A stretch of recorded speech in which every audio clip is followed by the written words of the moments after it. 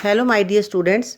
इस वीडियो में हम जानेंगे और समझेंगे रस के अंग, रस के प्रकार, आसान उदाहरणों के द्वारा और आसान तरीके से। आप वीडियो को अंत तक देखें ताकि आपको अच्छी तरह से समझ आ जाए। बहुत ही आसान तरीके से मैंने इसमें रस को समझाने का प्रयत्न किया है और हर चीज़ को इसमें कवर करने का प्रयत्न किया है ताकि आपकी बोर्ड की परीक्षा में किसी भी प्रकार का कोई अंग कटे ना। तो आगे आप रस के बारे में अच्छी तरह से समझे व जाने। मनुष्य जब लौकिक सुख दुख से ऊपर उठ जाता है और वह परमानंद की स्थिति में आ जाता है, रस से युक्त काव्य को पढ़कर जब पाठक अपनी निजी सत्ता से दूर हो जाता है और काव्य के जो भाव होते हैं उसके प्रबल बहाव के साथ बहने लगता है, तो उस समय उसके हृदय में कुछ स्थायी भावों का जन्म होता है। जैसे किसी नाटक को देखकर या किसी करुण दृश्य को देखकर आंखों में आंसू आ जाना, या किसी युद्ध का वर्णन पढ़कर हृदय में उत्साह का संचार हो जाना, या किसी हास्यपूर्ण कविता या दृश्य को देखकर हंसी आ जाना, या किसी घिनौने कार्य को देखकर घृणा के भाव जागृत हो जाना। ये जो भाव जागृत होते हैं यही भाव रसों को जन्म देते हैं। रस को काव्य की आत्मा कहा जाता है। साहित्य दर्पण में लिखा है, वाक्यम रसात्मक काव्यम, अर्थात रस में वाक्य ही काव्य है। आचार्यों ने रस को ब्रह्मानंद सहोदर कहा है।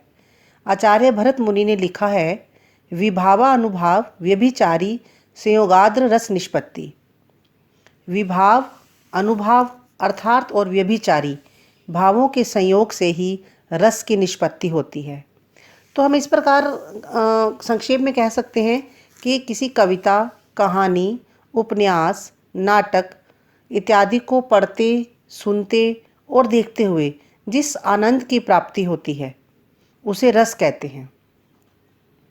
रस की उत्पत्ति का श्रेय भरत मुनि जी को जाता है। साहित्य में सामान्यतः रस का जो अर्थ लिया जाता है वह है आनंद। अनेक साहित्य आचार्यों ने इस काव्य आनंद को अलौकिक और परमात्मा के आनंद के समकक्ष भी कहा है। रसयति इति रसः। रस का शाब्दिक अर्थ होता है निचोड़। काव्य में आने वाला आनंद अलौकिक होता है। अब हम सबसे पहले जानेंगे कि रस के मुख्य अंग कौन से होते हैं, अवयव कौन से होते हैं। रस स्थायी भाव, विभाव, अनुभाव और संचारी भावों के संयोग से निर्मित या अभिव्यक्त होता है। ये ही रस के कारण या सामग्री हैं। तो रस के 4 अंग माने जाते हैं, स्थायी भाव, विभाव, अनुभाव, संचारी भाव। संचारी भाव को व्यभिचारी भाव भी कहते हैं। विभाव के आगे 2 भेद हैं, आलंबन और उद्दीपन, और अनुभाव के आगे 4 भेद हैं, कायिक, मानसिक, आहार्य, सात्विक। तो सबसे पहले हम जानेंगे कि स्थायी भाव क्या होता है। स्थायी यानी कि परमानेंट, स्टेबल रहने वाला। ऐसे भाव जो सहृदय यानी मानव, जिसके मन में रस होता है, के मन में स्थायी रूप से विद्यमान रहते हैं, अर्थात जो मनुष्य के हृदय के अंदर जन्म से होते हैं। स्थायी भाव प्रत्येक व्यक्ति के भीतर सुप्त अवस्था में रहते हैं और अनुकूल परिस्थिति में जागृत हो जाते हैं। भाव का अर्थ है होना। स्थायी भावों की संख्या मुख्य रूप से 9 है और इनके अनुसार रसों की संख्या भी 9 मानी जाती है। बाद में इसमें 2 रस और शामिल कर लिए गए हैं। तो मुख्य रूप से 9 रस हैं हमारे, श्रृंगार, हास्य, करुण, रौद्र, वीर, भयानक, विभत्स, अद्भुत, शांत। तो इन रसों के जो स्थायी भाव हैं वो इस प्रकार से होंगे। श्रृंगार रस का रति, हास्य रस का हास, करुण रस का शोक, रौद्र रस का क्रोध, वीर रस का स्थायी भाव उत्साह, भयानक रस का भय, विभत्स रस का जुगुप्सा एवं घृणा, अद्भुत रस का विस्मय या हैरानी, शांत रस का निर्वेद या शम। इन 9 रसों और 9 स्थायी भावों के अतिरिक्त 2 रस और है, भक्ति रस और वात्सल्य रस। भक्ति रस इष्ट देव के प्रति भक्ति और वात्सल्य रस माता पिता का अपने संतान शिशु के प्रति प्रेम। भक्ति रस का जो स्थायी भाव है वह हमारा इष्ट देव के प्रति भक्ति कहलाता है। इसके बाद है सेकंड हमारा विभाव। भावों को उत्पन्न या जागृत करने वाले जो हमारे बाह्य कारण होते हैं उसे विभाव कहते हैं। मीन्स जिस घटना या जिस दृश्य या जिस कहानी की वजह से स्थायी भाव बाहर आता है वह विभाव कहलाता है। तो विभाव के आगे विभाव का अर्थ होता है कारण, किस कारण से स्थायी भाव बाहर आया। इसके दो भेद हैं, आलंबन विभाव और उद्दीपन विभाव। आलंबन यानी कि सहारा, भावों का उद्गम मीन्स उत्पत्ति जिस मुख्य पात्र, करैक्टर या वस्तु के कारण होती है वह आलंबन कहलाता है। इसके आगे दो है भेद, आश्रय और विषय। आश्रय, जिस व्यक्ति के हृदय में स्थायी भाव जागृत होते हैं उसे आश्रय कहते हैं। और विषय क्या होता है, जिस वस्तु या विषय के कारण आश्रय के हृदय में या व्यक्ति के हृदय में स्थायी भाव जागृत होते हैं उसे विषय कहते हैं। अर्थात जिसके अंदर जागृत होते हैं आश्रय और जिसके कारण जागृत होते हैं विषय। जैसे एक एग्जाम्पल से मैं उदाहरण से आपको समझाने का प्रयत्न करती हूँ। हरिश्चंद्र अपने मृत पुत्र रोहिताश्व को देखकर विलाप करते हैं, रोते हैं। उनके पुत्र का शव उनके आगे पड़ा होता है, वे रोते हैं। तो इसमें जो हरिश्चंद्र हैं वह क्या है, आश्रय। और जो रोहिताश्व है उनका बेटा, उनके बेटे का नाम है, उसका मृत शरीर क्या है, विषय। क्योंकि उनके जो रोने का कारण है, जो व्यक्ति रो रहा है हरिश्चंद्र, उनके रोने का कारण क्या है, उनके बेटे का मृत शरीर। तो इस तरह से आश्रय और विषय दोनों मिलकर आलंबन विभाव बनाते हैं। उद्दीपन विभाव होता है आश्रय के मन में स्थायी भावों को तीव्रता प्रदान, जो उसको तेज करता है, उसको बढ़ाता है, उद्दीप्त करता है।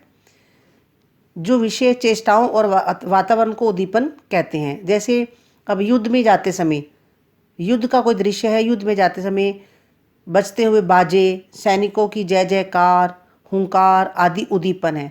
वो उस युद्ध के दृश्य को और ज़्यादा तेज कर रहे हैं, बढ़ा रहे हैं, उस दृश्य को और ज़्यादा स्ट्रॉन्ग कर रहे हैं, मजबूत बना रहे हैं। क्योंकि इन सबसे उत्साह नाम के स्थायी भाव को तीव्रता मिलती है, जोश आता है। नेक्स्ट है आपका अनुभाव। अनुभाव रस की उत्पत्ति को पुष्ट करने वाले वे भाव जो विभाव के बाद उत्पन्न होते हैं वे अनुभाव कहलाते हैं। अर्थात जब हमारा स्थायी भाव किसी कारण की वजह से बाहर आता है और उसके साथ शरीर में होने वाले जो विकार होते हैं, जो शारीरिक क्रियाएं होती हैं, उन्हें अनुभाव कहते हैं। जैसे गुस्से आने पर क्या होता है, मुख लाल हो जाना, भौहें तन जाना, होंठ फड़कना, शेर को देखकर कांपने लग जाना, ये जो शारीरिक क्रियाएं होती हैं ये सब अनुभाव के अंतर्गत आती हैं। अनुभाव के 4 प्रकार होते हैं, सात्विक, कायिक, मानसिक और आहार्य। सात्विक यानी कि ऐसी शारीरिक क्रियाएं जो भाव के जागृत होने पर स्वयं घटित हो जाती हैं, ऑटोमेटिकली घटित हो जाती हैं। जैसे पसीना आ जाना, चेहरे का रंग बदल जाना, रोमांचित हो जाना। कायिक, ये कृत्रिम चेष्टाएं होती हैं जो आश्रय की मनोस्थिति पर निर्भर करती हैं। जैसे किसी को बाहों में भरने के लिए अपनी बाहें उठाना या मारने के लिए थप्पड़ उठाना, जो शारीरिक रूप से की जाती हैं, कृत्रिम होती हैं या आर्टिफिशियल होती हैं। मानसिक, मन की वृत्तियाँ मानसिक अनुभाव कहलाती हैं, जैसे मोद, प्रमोद इत्यादि, मन के अंदर जो हमारी फीलिंग्स होती हैं। आहार्य, आहार्य होता है कि कृत्रिम वेशभूषा धारण कर लेना, बाहरी आडंबर बना लेना या कुछ बाहरी साधन अपने शरीर के ऊपर थोप लेना, ढोंगी लोगों द्वारा तिलक छापे लगा लेना, जो अपने शरीर को आर्टिफिशियल तरीके से सजा लेते हैं। तो इस तरह से ये कहलाते हैं आहार्य। तो अनुभाव के 4 प्रकार होते हैं। नेक्स्ट है आपका संचारी या व्यभिचारी भाव। सहृदय के मन में जो स्थायी भाव तो स्थायी रूप से होते हैं, लेकिन उसके साथ साथ कुछ ऐसे भाव होते हैं जो क्षणिक होते हैं, एक पल के लिए आते रहते हैं और जाते रहते हैं। और ये जो भाव होते हैं इन्हें संचारी भाव कहा जाता है। संचारी यानी कि संचरण करना, घूमना। इन्हें व्यभिचारी भाव भी कहा जाता है, साथ साथ चलना या संचरण। इनकी संख्या कुल मिलाकर 33 है। उदाहरण देखिए, सिंह से भयभीत व्यक्ति के मन में उत्पन्न चिंता, शंका, मोह आदि भाव संचारी भाव कहलाएंगे। तो इस तरह से रस के 4 अंग माने गए हैं: स्थायी भाव, विभाव, अनुभाव और संचारी भाव। रस निष्पत्ति क्या होती है? रस के जब सभी अवयव, सभी अंग एक जगह इकट्ठे हो जाते हैं तब रस उत्पन्न होता है, रस की निष्पत्ति होती है, आनंद आता है, मनुष्य की फीलिंग्स जो होती हैं वह बाहर आती हैं।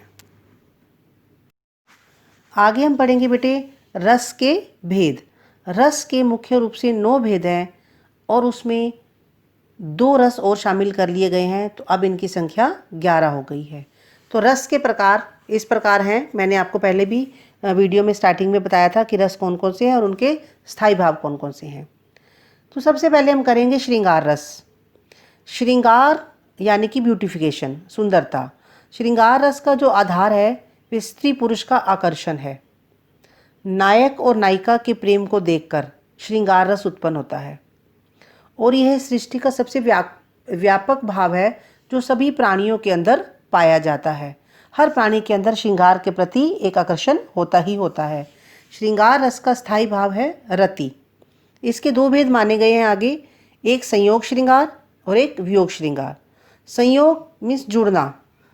संयोग श्रृंगार का अर्थ है कि सुख या आनंद की प्राप्ति होना, अर्थात नायक और नायिका का मिलन। जब नायक और नायिका दोनों आसपास होते हैं तो संयोग श्रृंगार उत्पन्न होता है। आप एक उदाहरण से देखिए, एक पल मेरे प्रिया के दृक पलक थे उठ ऊपर सहज नीचे गिरे, चपलता ने इस विकम्पित पुलक से दृढ़ किया मानो प्रणय संबंध था। और यहाँ पर ये देखो नायक और नायिका दोनों आपस में इकट्ठे हैं और दोनों का मिलन है। इसमें स्थायी भाव रति है, आलंबन क्या है? नायिका, आश्रय है नायक और संचारी भाव है इसमें लज्जा, कि एक पल के लिए उसकी प्रिया के जो दृक पलक थे, आंखें थी, जो पलकें थी वह ऊपर उठी फिर नीचे गिर गई, तो लज्जा का भाव यहाँ पर प्रकट हो रहा है। अनुभाव है नायक का कंपित और पुलकित हो जाना और उद्दीपन नायिका का पलके गिराना व उठाना। तो लज्जा और प्रेम दोनों ही चीज़ें यहाँ पर प्रकट हो रही हैं। वियोग श्रृंगार, जब नायिका और नायक किसी कारणवश एक दूसरे से अलग हो जाते हैं या बिछुड़ जाते हैं तो वियोग श्रृंगार रस होता है। उदाहरण, नायक नायिका का उदास रहना, विलाप करना, प्रिय की याद में खोए रहना। उदाहरण देखिए आप, जो मैं ऐसो जानती प्रीति करे दुख होए, नगर ढिंडोरा पीटती प्रीति न करियो कोई। मीन्स नायिका अपने नायक को कह रही है कि अगर मैं ऐसा जानती कि प्रेम करने से दुख होता है तो मैं पूरे नगर में ढिंडोरा पिटवा देती, लेकिन किस बात का? कि कोई भी प्रेम ना करे, प्रेम करने से दुख मिलता है। तो इन पंक्तियों के भाव से ये पता चलता है कि नायक और नायिका आपस में पास नहीं है, दोनों बिछड़े हुए हैं। इसमें जो आश्रय है नायिका है, आलंबन क्या है? नायिका का प्रिय, और अनुभाव क्या है? क्या शारीरिक क्रिया हो रही है यहाँ पर? विलाप करना। और उद्दीपन राजा का महल, प्रेम के सुखद पलों की स्मृतियाँ। संचारी भाव क्या है? ग्लानि, स्मृति, उसे अपने नायिका की याद, नायक की याद आ रही है और जा रही है। श्रृंगार रस को रसराज कहा जाता है। रस शिरोमणि अर्थात रसों का राजा कहा जाता है। ये भी कभी कभी बोर्ड में एक प्रश्न पूछ लिया जाता है कि किस रस को रसराज कहा जाता है। आगे है हमारा हास्य रस। हास्य रस मीन्स हंसी उत्पन्न हो जाना। किसी व्यक्ति की वेशभूषा, उसकी वाणी या उसकी चेष्टा आदि की विकृति को देखकर हृदय में जो विनोद या हास्य के भाव जागृत होते हैं तो उसे हास कहते हैं। और इसी हास नामक मनोविकार के जब ये विकार परिपुष्ट होता है तो हास्य रस उत्पन्न होता है। हास्य रस का स्थायी भाव है हास। आप उदाहरण देखिए, एक लाला की लाली यूं बोली, सारा खाना ये चर जाएंगे, जो बच्चे भूखे बैठे हैं क्या पंडित जी को खाएंगे। अब देखो इसमें आश्रय क्या है? पाठक, श्रोता, और उद्दीपन क्या है? भूखे बच्चे जिनको खाना चाहिए। संचारी भाव क्या है? तिरस्कार, उनको खाना मिल नहीं रहा, अपमान हो रहा है। आलंबन कौन है? खाऊ पंडित, जो पंडित है वो सब खाना खाई जा रहा है। और अनुभाव क्या है? ललाइन, लाला की जो वाइफ है उसके व्यंग्य वचन। तो यहाँ पर हास्य रस उत्पन्न हो रहा है, हंसी का भाव उत्पन्न हो रहा है, तो यहाँ हास्य रस है। एक एग्जाम्पल और देखिए, ना जाने किस चक्की का खाते हो, इतनी महंगाई में भी तोंद बढ़ाए जाते हो। तो इस तरह से हास्य रस का एग्जाम्पल होता है, जहाँ पर हंसी का भाव परिपुष्ट होता है वहाँ हास्य रस होता है। नेक्स्ट है रौद्र रस। रौद्र यानी कि क्रोध, गुस्सा। जहाँ अपने किसी विरोधी या शत्रु के प्रति प्रतिशोध, बदला एवं क्रोध का भाव जागृत होता है, वहाँ रौद्र रस होता है। रौद्र रस का स्थायी भाव होता है क्रोध। उदाहरण देखिए, आपकी परशुराम लक्ष्मण परशुराम कविता में से है, रे नृप बालक काल बस, बोलत तो ही न संभार, धनु सम त्रिपुरारी धनु, विदित सकल संसार। कि हे राजकुमार, तुम काल के बस में आकर बोल रहे हो, संभल नहीं रहे हो। क्या ये शिव का धनुष किसी एक आम धनुष के समान है, सारा संसार जानता है। तो लक्ष्मण के व्यंग्य वचन को सुनकर परशुराम जी को गुस्सा आया हुआ था। तो यहाँ पर आलंबन क्या है, शिव का धनुष, क्योंकि उसके टूटने पर ही परशुराम जी को गुस्सा आया था। आश्रय परशुराम जी, क्योंकि उनको गुस्सा आया। संचारी भाव आवेग, उद्दीपन शिव धनुष का अपमान, और अनुभाव परशुराम जी का क्रोधित होना, आंखें लाल होना इत्यादि। तो इस तरह से अन्य उदाहरण देखिए, अच्छा अपराधी हम ही सही, हमने ही गरल निचोड़ा है, जो कुछ करना है करें आप, शिव धनुष हम ही ने तोड़ा है। तो यहाँ पर भी इन पंक्तियों को पढ़कर क्रोध का भाव जागृत हो रहा है। नेक्स्ट है वीर रस। वीर रस में क्या होता है, जब उत्साह की अतिशयता हो जाती है, अधिकता होती है, उसमें वीर रस उत्पन्न होता है। किसी युद्ध अथवा कठिन कार्य को करने के लिए हृदय में जो उत्साह का भाव जागृत होता है, वह उत्साह नामक स्थायी भाव विभाव आदि भावों से मिलकर क्या करता है, वीर रस उत्पन्न करता है। वीर रस का स्थायी भाव होता है उत्साह या जोश। इसके आगे 4 भेद होते हैं, युद्धवीर, धर्मवीर, दयावीर और दानवीर। देखिए, तनकर भाला यूं बोल उठा, राणा मुझको विश्राम न दे, मुझको वैरी से हृदय क्षोभ, तू क्षणिक मुझे आराम न दे। यहाँ पर आश्रय क्या है, राणा प्रताप का हृदय, और आलंबन क्या है, युद्ध क्षेत्र में शत्रु की उपस्थिति। अब शारीरिक क्रिया अनुभाव क्या हो रहा है, भाले का तन जाना, शत्रु को ललकारना। संचारी भाव देखिए, चपलता, मद, और उद्दीपन शत्रु की सेना, राणा प्रताप का शौर्य। मीन्स भाला था युद्ध क्षेत्र में, मतलब अपने राणा प्रताप को बोलता है कि मुझे बिल्कुल भी आराम मत दो, मैं शत्रु को देखकर मैं लड़ने के लिए बिल्कुल तैयार हूँ। या वीर तुम बढ़े चलो, धीर तुम बढ़े चलो, ये भी एक अपना वीर रस का एग्जाम्पल है। खूब लड़ी मर्दानी, वह तो झांसी वाली रानी थी। तो जिन कविताओं को पढ़कर उत्साह या जोश उत्पन्न होता है, आपके सिलेबस में उत्साह कविता सूर्यकांत त्रिपाठी निराला जी की, वह भी इसी रस का एक उदाहरण है। नेक्स्ट है आपका करुण रस। करुण मीन्स दुख, शोक, इष्ट वस्तु की हानि, बंधु विनाश या धन हानि, प्रियजन का वियोग। जब शोक नामक स्थायी भाव परिपुष्ट होता है तो उसे करुण रस कहते हैं, जिसमें दुख का भाव प्रकट होता है। इसका स्थायी भाव है शोक। उदाहरण देखिए, एकाएक अर्थी पर माँ को पड़ी देख कर, जीजी की गोद से कूद पड़ने के लिए, करके करुण रोर, रोर होता है आवाज़, रोना, रोकर लगाने लगी पूरा जोर, जाते हैं कहाँ वे अरे माँ को लिए हुए। तो यहाँ पर इन पंक्तियों में देखिए, जो आलंबन है माँ है, और उद्दीपन क्या है, माँ का मृत शरीर अर्थी पर ले जाना। अनुभाव रोना चिल्लाना, संचारी भाव आवेग, माँ की मृतक शरीर को देखकर जो मन है, वह जो हृदय है, वह करुणा से भर उठा और आंखों से आंसू बह निकले। तो यहाँ पर दुख और शोक का भाव प्रकट हो रहा है, तो इसलिए यहाँ पर करुण रस है।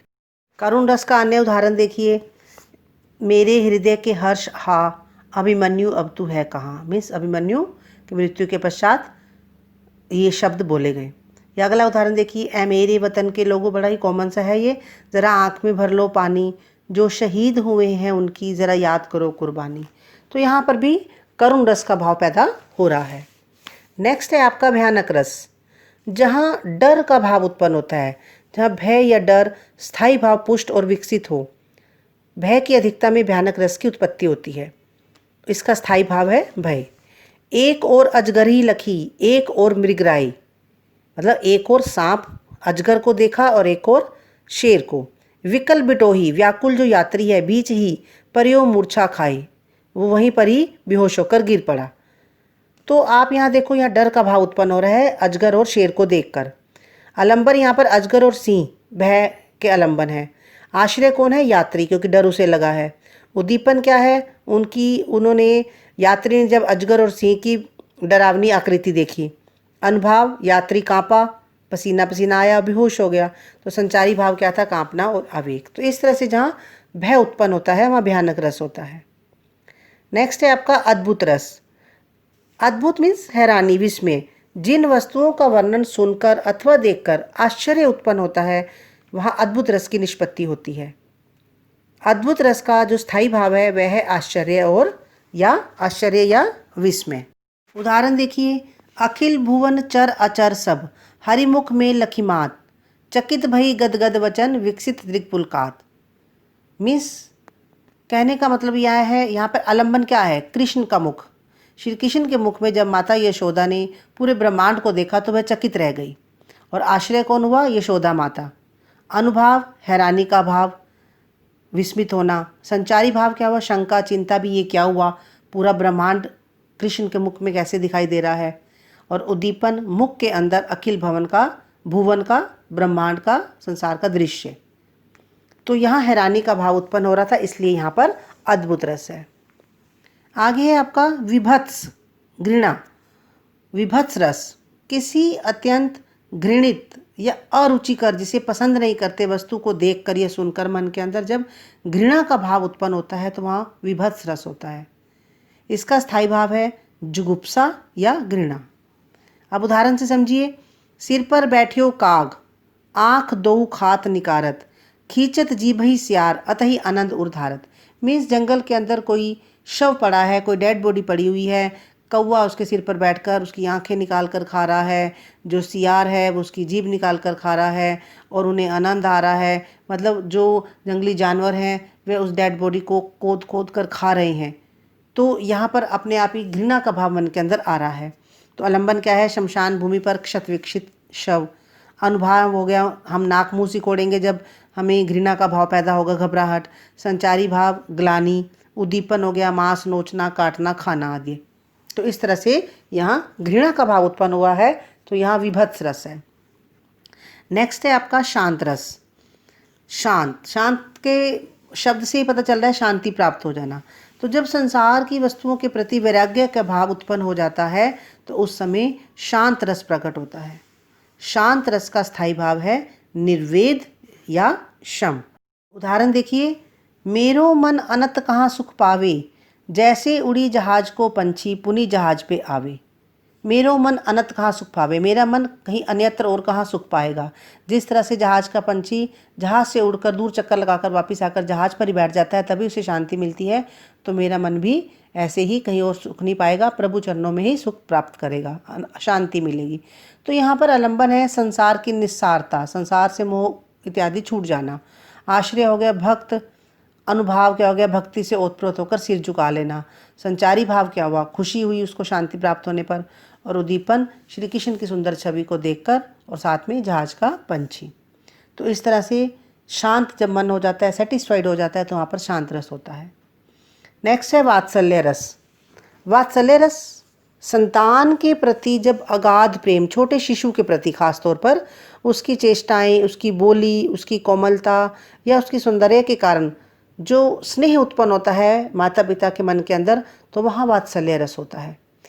खास तौर पे यह स्नेह छोटे शिशु के प्रति होता है।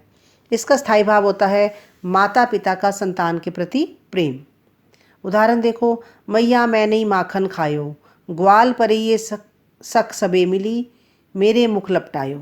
तो कृष्ण भगवान अपनी माता यशोदा से कहते हैं कि मैंने माखन नहीं खाया, सब ग्वालों ने मिलकर मेरे मुख पर लिपटा दिया है। तो यहाँ आश्रय कौन हुई, माता। आलम्बन बालक कृष्ण। क्या अनुभाव था, बच्चे की क्रीड़ाएं। संचारी भाव खुशी। या देखो अन्य उदाहरण, यशोदा हरि पालने झुलावे, हलावे दुलराई मलहावे, जोई सोई कछु गावे। तो यहाँ पर भी यशोदा मैया श्री कृष्ण को पालने में झुला रही है, तो उस प्रेम को प्रकट किया गया है। अब है आपका भक्ति रस। भक्ति नाम से ही पता चल रहा है देव विषय कृति भाव जब उत्पन्न होता है, इष्ट देव के प्रति जब भक्ति का भाव मन के अंदर उत्पन्न होता है, तो वहाँ भक्ति रस की उत्पत्ति होती है। इसका स्थायी भाव है इष्ट देव के प्रति। उदाहरण देखो, मेरे तो गिरधर गोपाल, दूसरों ना कोई, जाके सिर मोर मुकुट, मेरे पति सोई। तो यहाँ पर आलम्बन क्या है, गिरधर गोपाल। कहते कि मेरे तो केवल गिरधर गोपाल है, मेरा कोई दूसरा और नहीं है। और आश्रय कौन है, मीराबाई कहती हैं ये।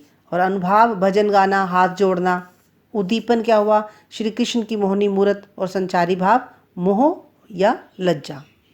तो इस तरह से बच्चों ये रस जब आपको अच्छी तरह से समझना होगा तो रस के सबसे पहले आपको रस की परिभाषा, रस के अंगों के बारे में अच्छी तरह से जानना होगा और उसके बाद रस के जो प्रकार हैं उनकी जो परिभाषा है उनको अच्छी तरह से पढ़कर समझना होगा। उसके बाद ही जो इनके एग्जाम्पल्स होंगे वो आपको धीरे धीरे करके अभ्यास से समझ आएंगे। धीरे धीरे जब आप इन पंक्तियों को पढ़ेंगे, पंक्तियों को पढ़ते पढ़ते आप यूज्ड टू हो जाएंगे और उनके अंदर से आपको रस पहचानने में कठिनाई अनुभव नहीं होगी। आप इसका जितना अधिक अभ्यास करेंगे उतना ही फ़ायदा आपको होगा। काफ़ी छोटे छोटे क्वेश्चन इसमें से बनकर आते हैं। जैसे क्वेश्चन आ गया, किसी रस का स्थायी भाव पूछ लिया जाता है या किसी स्थायी भाव के रस के बारे में पूछ लिया जाता है। कोई एग्जाम्पल पूछ लिया जाता है कि इस रस का एग्जाम्पल लिखिए, श्रृंगार रस का उदाहरण लिखिए, या कोई उदाहरण देकर ये पूछ लिया जाता है कि इसमें किस रस का प्रयोग किया गया है, या आलम्बन या विभाव पूछ लिया जाता है। तो इसको बड़ा बारीकी से धीरे धीरे चैप्टर को जब आप समझेंगे तो आपको अच्छी तरह से समझ में आ जाएगा और आपको कोई भी कठिनाई नहीं होगी। Thank you and God bless you.